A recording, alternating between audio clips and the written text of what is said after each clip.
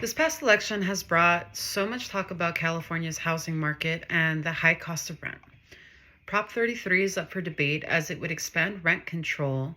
But what if I told you that this ballot that's being proposed that is framed to seem like it could help, in reality can make things so much worse?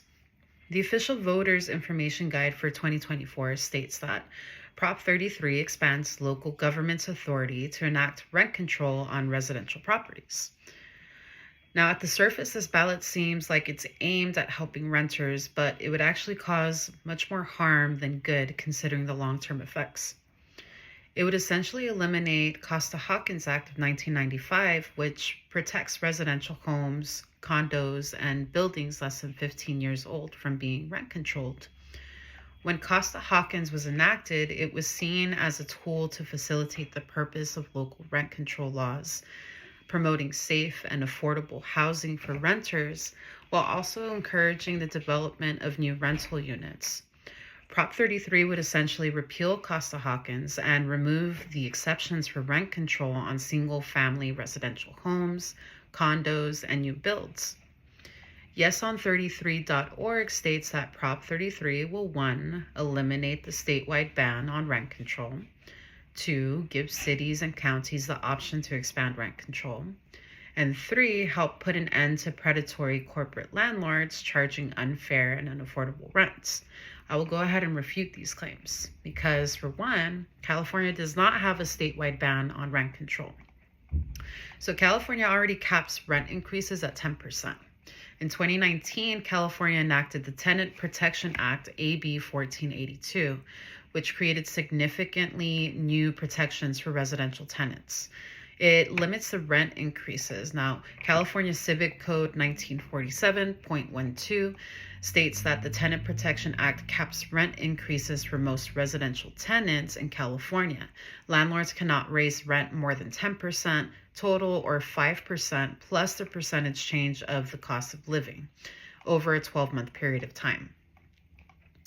Now, with that being said, the second statement that YesOn33.org provides is it gives cities and counties the option to expand rent control. Counties and cities have already been able to enact their own ordinances for rent control. For example, the city of Santa Ana caps rent increases at 3%. This is from the city of Santa Ana's website. It states that maximum rent increases. Your landlord can only raise your rent by a certain amount each year. The increase cannot be more than 3% of your current rent or the consumer price index change, whichever is less. Now, the third statement that YesOn33.org puts on their website is help put an end to predatory corporate landlords charging unfair and unaffordable rents. Now, YesOn33 will create more corporate-owned homes and less homes owned by individuals like families or parents and grandparents. And I say this because I've witnessed this personally while previously working for a predatory corporate landlord. The problem is not rent control, but a variety of factors that make rent unaffordable.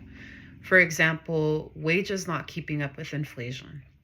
It's apparent that wages have not kept up with the cost of living, and it's not just rent that people cannot afford, but it's groceries, it's gas, it's utilities, it's health insurance, it's daycare, and so many other necessities of life. Secondly, these large corporations controlling the rental market.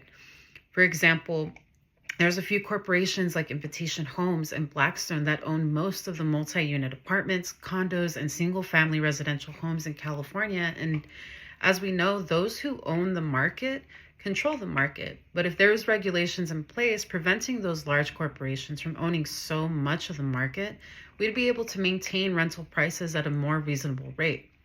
Thirdly, the programs that we have in place for housing assistance, such as Section 8, are completely underfunded. If we focus on funding programs like Section 8 and housing assistance, we can help more families afford rent. I'd also like to mention that there's already laws in place and we don't need Prop 33. We have laws in place like AB 1482, Costa-Hawkins, and over 30 cities in California have their own rent control ordinances like Santa Ana, LA County, San Francisco, Santa Monica, and so many more. So mostly the disadvantages is the main reason that Prop 33 would have negatively affect California is that it would worsen our housing crisis. This is from the California Voters Guide. Economists and housing experts at Stanford and UC Berkeley state that Prop 33 will make California's housing crisis significantly worse by reducing the construction of new affordable housing. Prop 33 will make it harder to become a homeowner or find a place to rent, driving up costs for renters and home buyers. Prop 33 will lead to less new development, low quality housing, therefore worsening our communities. It will also create more corporate owned homes. I urge you to vote no on Prop 33 to ensure our communities have a chance to be uplifted, to keep the liberty of our mom and pop homeowners, and focus our attention on the real problems, like funding our assistance programs like Section 8 and increasing our wages to not only afford rent, but life itself. Thank you.